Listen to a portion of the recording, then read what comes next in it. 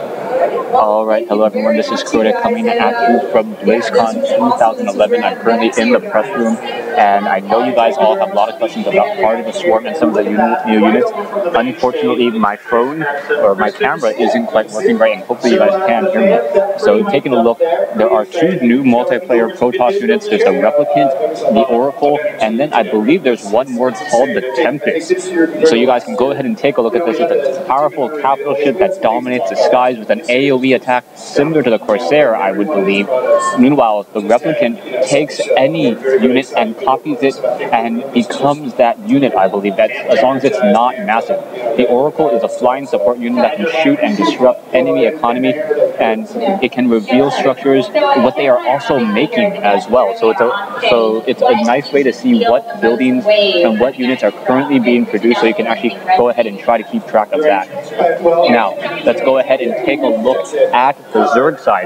From the Zerg, we have the Viper, is a flying unit. I'm sure you guys can read this picture much more, much better than the other one, just better in focus. The Viper, it's almost like a flying defiler, really something that was missing from StarCraft 2, from Zerg, a flying caster unit for Zerg. The Swarm Host is a burrowing Zerg siege unit that's not the Lurker. What the Swarm Host does is it actually, once it burrows, it gradually just spawns endless waves of units to constantly attack. Very deadly. I was playing against the computer, and it was able to deal a lot of damage to me. Luckily, I was able to hold it off, and I didn't lose to the computer in Heart of the Swarm. Finally, a lot of changes for Terran.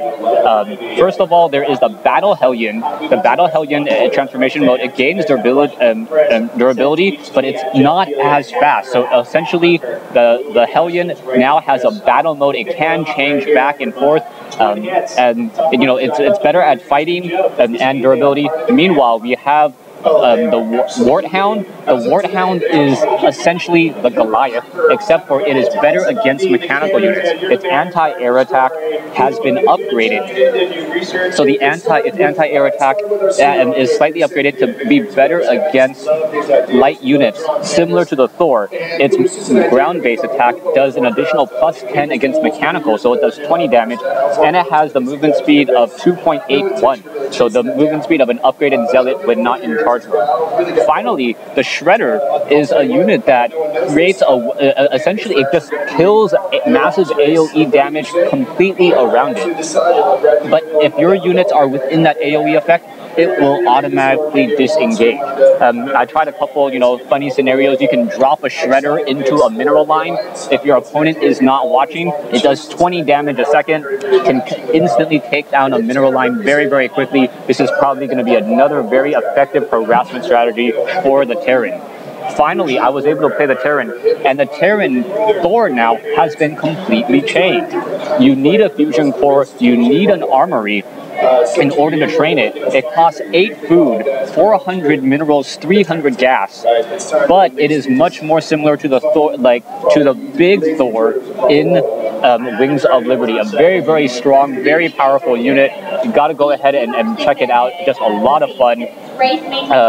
You're only allowed one of those stores at a time, but it does have a nice barrage effect, and it's one of the things that was missing from Terran, a caster AoE. I haven't really played all of the balance yet, but I hope you guys enjoyed it. Thanks for watching, thanks for listening, and hope to see you guys on Battle.net.